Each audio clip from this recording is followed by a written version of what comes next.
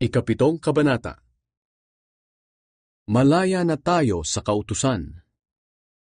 Mga kapatid, alam naman ninyo ang tungkol sa batas. Kaya nauunawaan ninyo na ang tao'y nasasakop lamang ng batas habang nabubuhay siya. Halimbawa, ayon sa batas, ang isang babaeng may asawa ay nakatali sa kanyang asawa habang nabubuhay ito.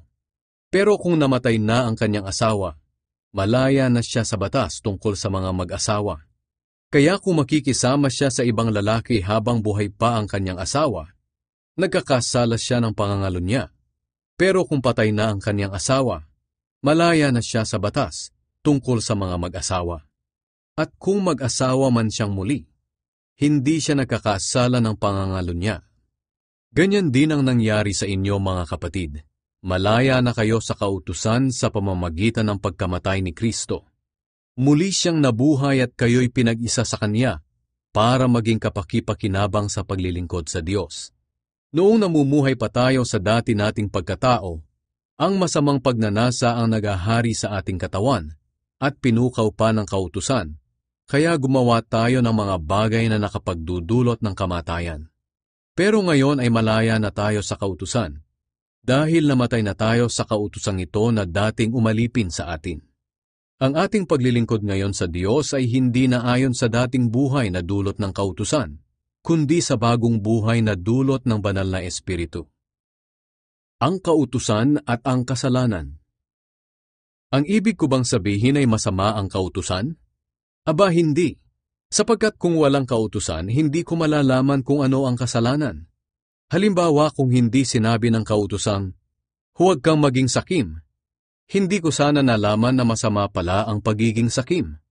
Ngunit ginamit ng kasalanan ng kautusang ito para pukhawin sa akin ang lahat ng uri ng kasakiman.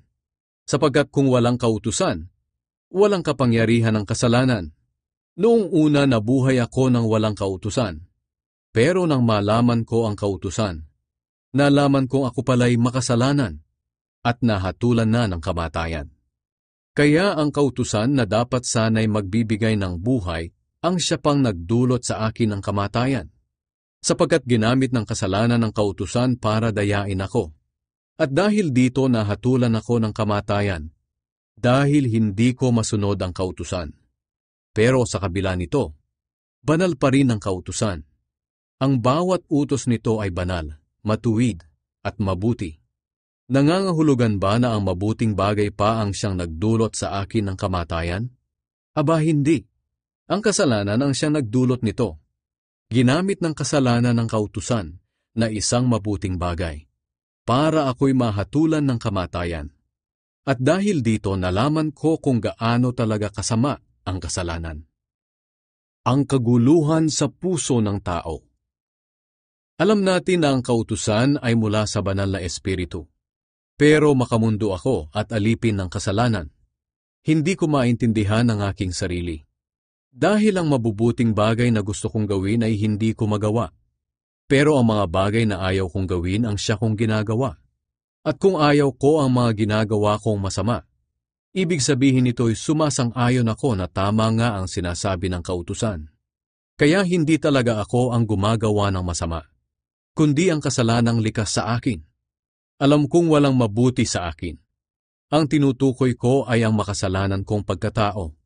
Dahil kahit gusto kong gumawa ng mabuti, hindi ko ito magawa. Dahil dito, ang mabubuting bagay na gusto kong gawin ay hindi ko magawa. Pero ang mga bagay na kinasusuklaman kong gawin, ang siya kong ginagawa.